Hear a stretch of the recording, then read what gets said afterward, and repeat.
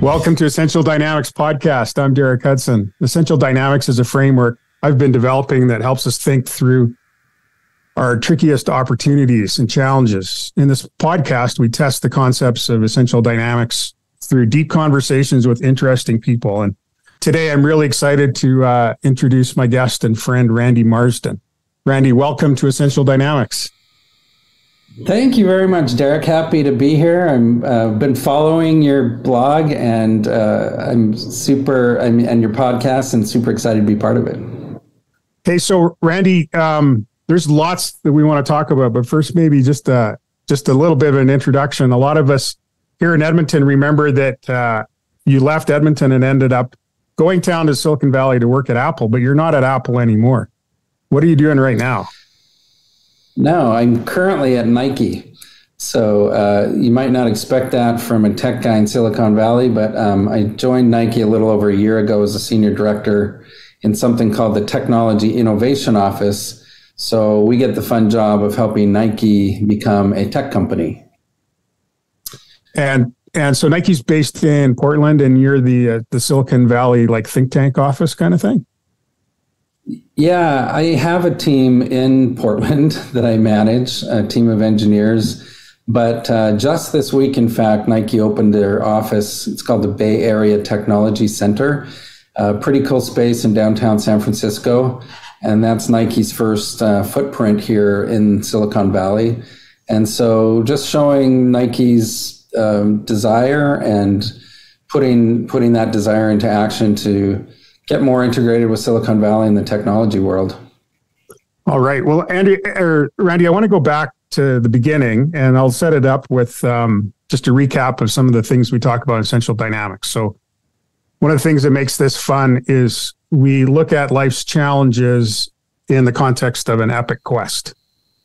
And when you're on an epic quest, you expect to run into tough times.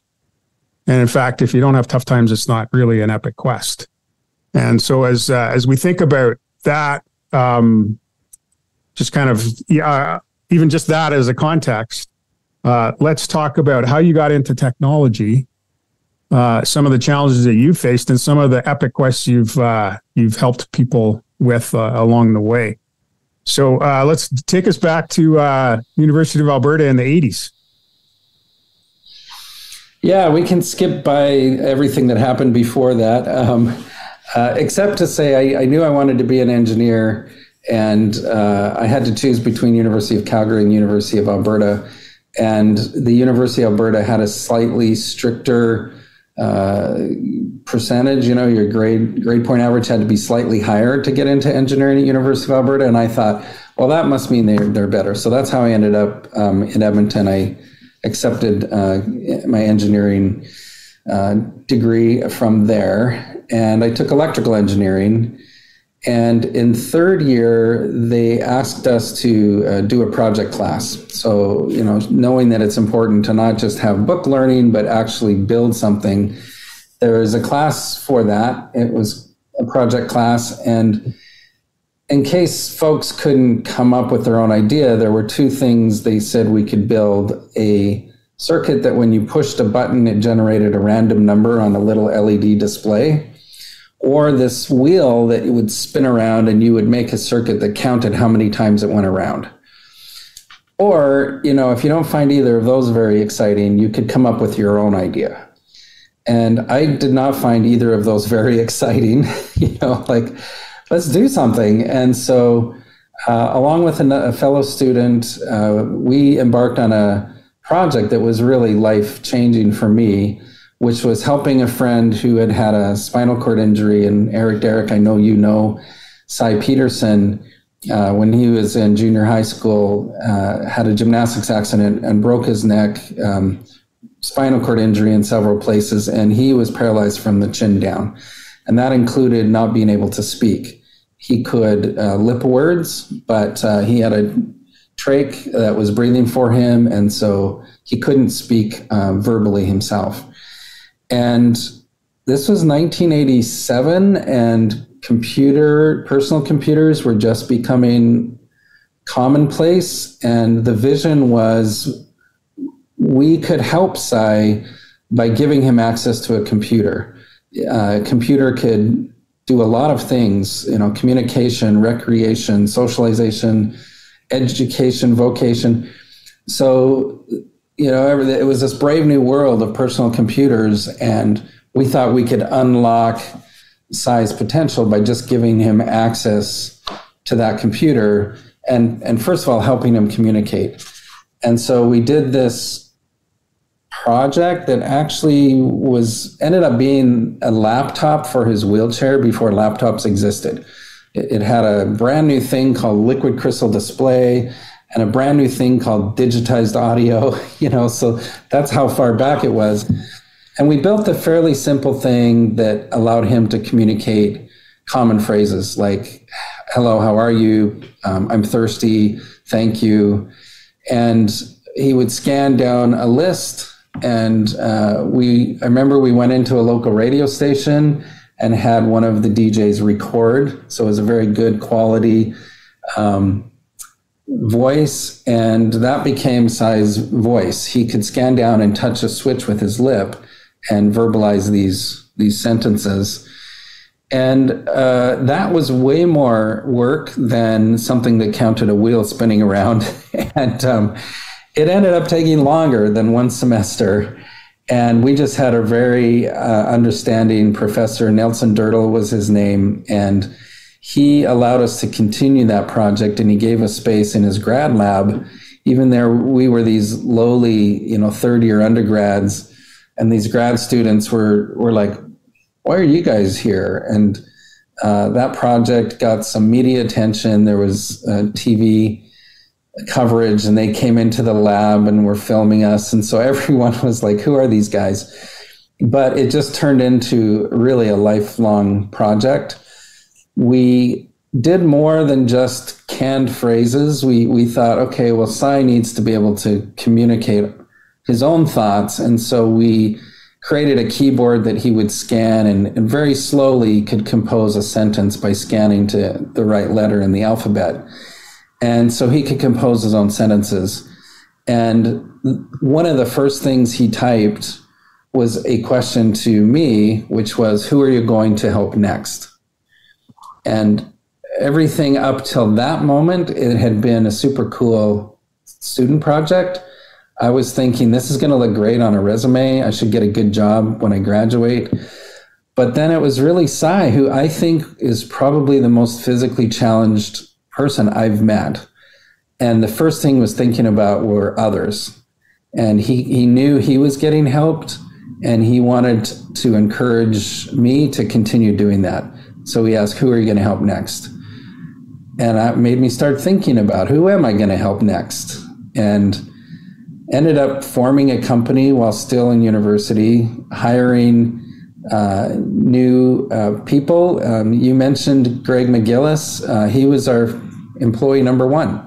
Greg is a previous podcast guest on Essential Dynamics. And I was chatting with him this morning and mentioned that we'd be having this conversation. So he will love the shout out. So he told me that too, that he was employee number one at Medenta. That's super cool. Yeah. We called it Medenta, you're right. That was the last names of mine, Marsden, and then my lab partner at the time was Michael Tan. So we took Marsden and Tan and kind of mixed up the syllables, and we ended up calling it Medenta, and figured that was a pretty safe name, made up word. And that company survived for about 25 years. We did many different things to help people with disabilities, but all inspired in the very beginning by Sai Peterson. So we talk about Epic Quest, and the starting point for Essential Dynamics is there has to be a purpose. And I get the sense that you had a sense of purpose even before Sai asked you that super question, because you could have found a reason to finish the project off when it was due. And it seems to me at some point you weren't doing the project, you were helping Sai, and that's why you had to continue. Is that right? Yeah, absolutely. Sai was in the Aberhart Center, which is on the university campus. So we were pretty close to him, and we would go over and visit him often and get his feedback, try out new things. And so I started to have not daily, but definitely weekly contact with Cy, and could see how much we could unlock for him with technology. And that truly became the epic. It was life-changing technology that we could apply that was really in its early stages. It became known as assistive technology, and there's several companies and groups that are working on different solutions depending on what the type of physical challenge is. Things to help people who are blind and people who have cerebral palsy and so on. Our specialty kind of became people with spinal cord injury and high spinal cord injury. And their mind is 100% functioning, just like they were before whatever accident caused them to become paralyzed. And it can just be so frustrating because your mind is active and wants to do things.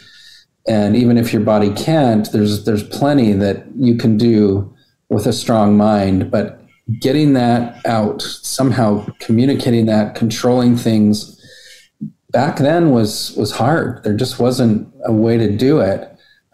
Even today, what a lot of people do is use letterboards. There's just like a big poster with the alphabet on it, and they look with their eye on the letter, and they have a communication partner that's like pointing and say, okay, D, yeah, okay, F, no, E, okay, E. And, with their eyes slowly type out the word Derek, and we knew we could do so much better with technology. So that definitely became our epic quest. There's so many places I want to take this, but my first question is just thinking back, what was a really cool thing that Cy was able to do? And maybe it's surprised you. Although your question story is already a good one. Yeah, the question story was huge. I went there one day and he's playing chess with somebody. It was just someone who came in to visit him. And I said to Cy's mom, oh, that's really nice of this fellow to come in and be a companion for Cy and plays chess. And she said, yeah, except I think it's the other way. I think Cy is being his companion and helping him just as much. And that was just who he was, like very giving individual and very much thinking about others. So that was a surprise. Cy ended up writing a book about his life. He used this technology in part to write the book. He could also lip words, and his mom could read his lips. And so often he would communicate that way. But he was able to share a lot about his life through a book he wrote. I know that his mom completed that or wrote her own version, and that's available on Amazon. I've read it, and I'm gonna at least put that in the show notes. And I know it has some of Cy's own words in it. Yeah. So definitely we want to share that with people. And I believe that we've spoken about Cy on this podcast before, which is super cool. Amazing guy. And you mentioned his mom and his family were all also amazing and just supported him throughout his life. We're talking about Cy in past tense. He did pass away. I think it's been probably 15 years ago or so now. And I went to his funeral. I've never been to a more upbeat funeral. There was laughter about stories about Cy and how he helped others. It was an amazingly positive experience, and it just showed what kind of life and way he influenced others that he had, and me included. And we went on to help thousands of people, and I attribute all of that to Cy and his question. So fantastic. So I was at the funeral, and I remember the story, which I had heard before, about the time Cy played a trick on his mom by having one of the hospital workers put the blanket over his head. That's right. Yeah. So she goes in and thinks that's it, he's gone. And he's just kind of from the chin up, shaking with laughter underneath the blanket, waiting for her to find out he's still there. Yeah. So Randy, you had this really clear sense of purpose that you found just because it was interesting. And then Cy hooked you with the question. So then you started a company. And one of the things that I find really interesting, and it's built into Essential Dynamics, is we generally don't have just one purpose for doing something important. And we usually have, well, I call it purpose X and purpose Y. And sometimes they seem a little bit contradictory, but they're complementary and we have to do them both.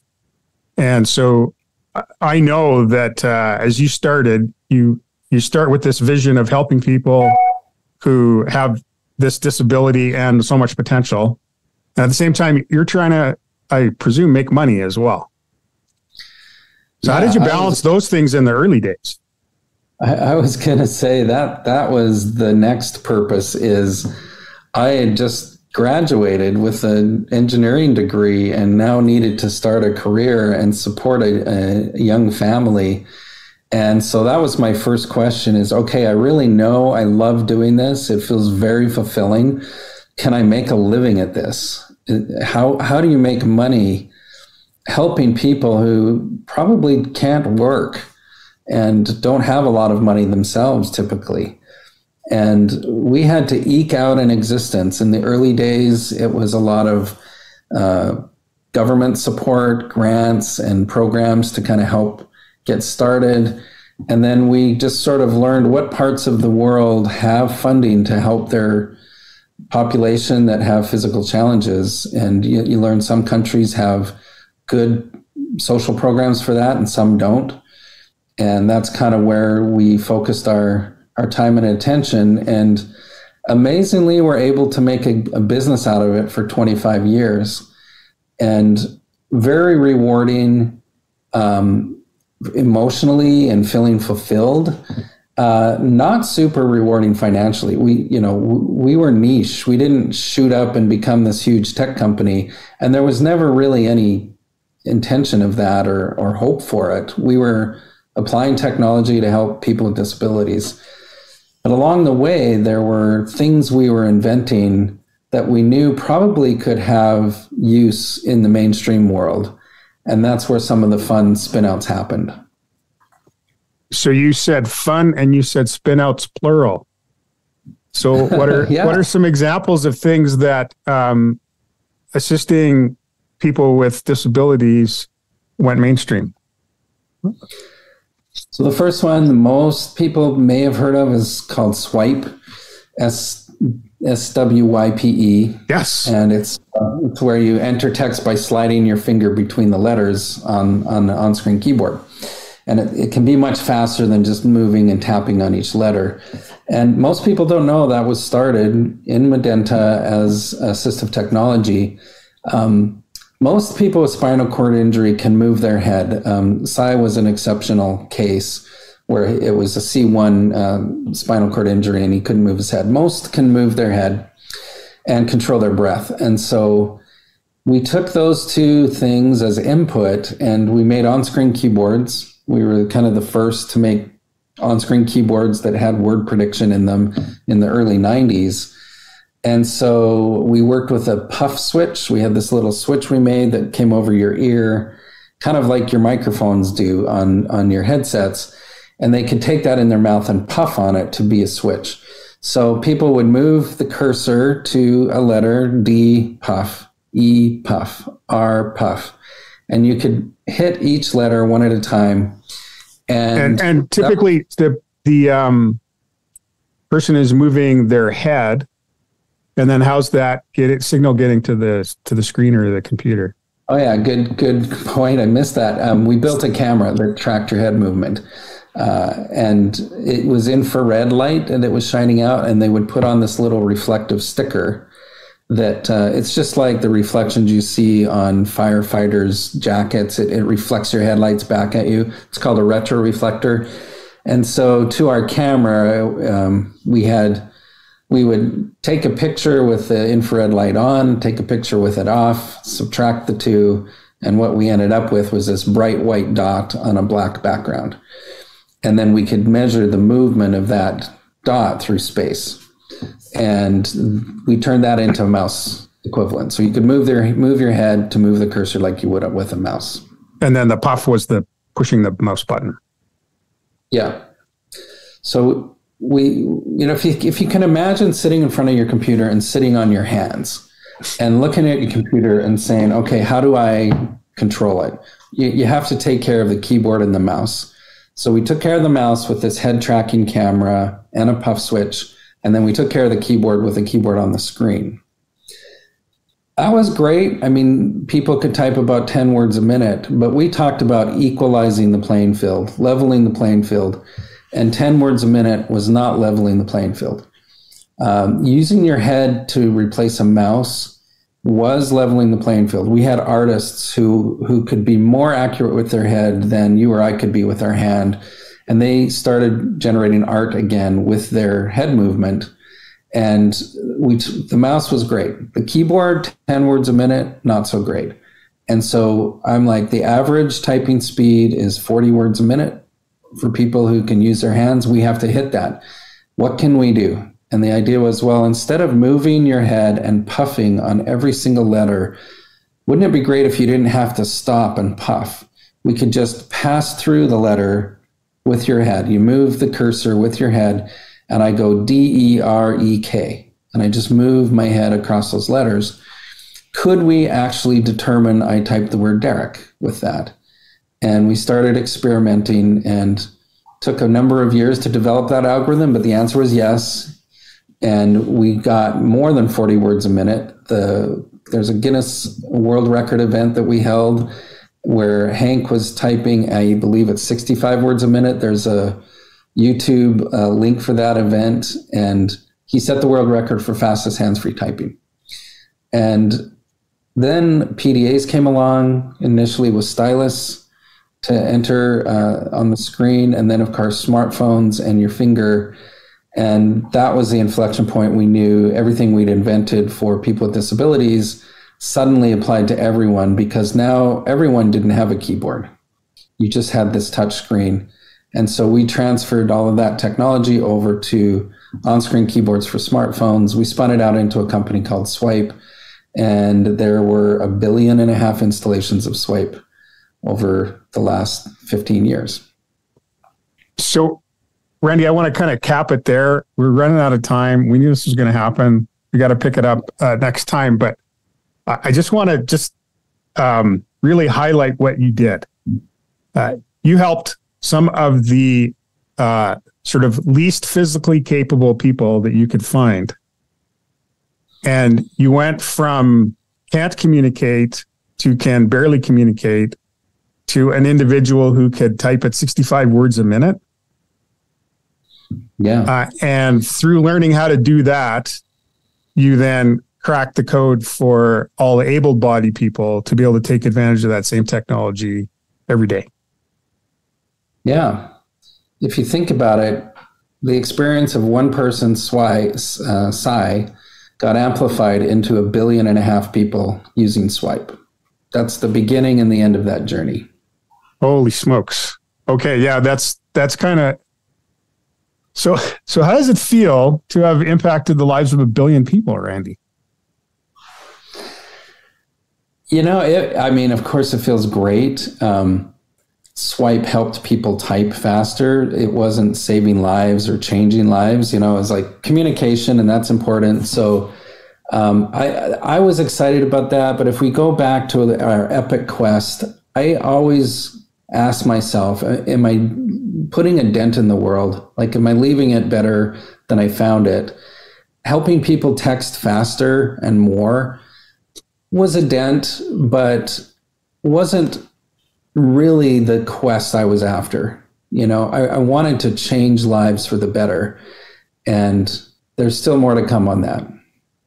Okay, well then we got to get back together, and I want to hear about that. And I'm going to suggest that there's probably nothing more meaningful in all that you've talked about so far than to look into the eyes or to get communication from someone where you opened up a world for them that they didn't have before. There's so many wonderful stories of people with disabilities and their stories of how it opened up a world to them. They got out of long-term care, got married, got a job, had a family, lived in their own house. Just thousands of stories like that. The technology helped unlock their potential. So that is what I'm going after. That was the most rewarding thing. Oh, that's awesome. Okay, Randy, thanks very much. If people are interested in your work, what's the best way to contact you? I'm on LinkedIn. That probably is the easiest thing. Just find me, Randy Marsden, on LinkedIn. Yeah, we'll link to that, and go Nike, I guess, is the other thing. Thanks to your Nike team for letting you come play today.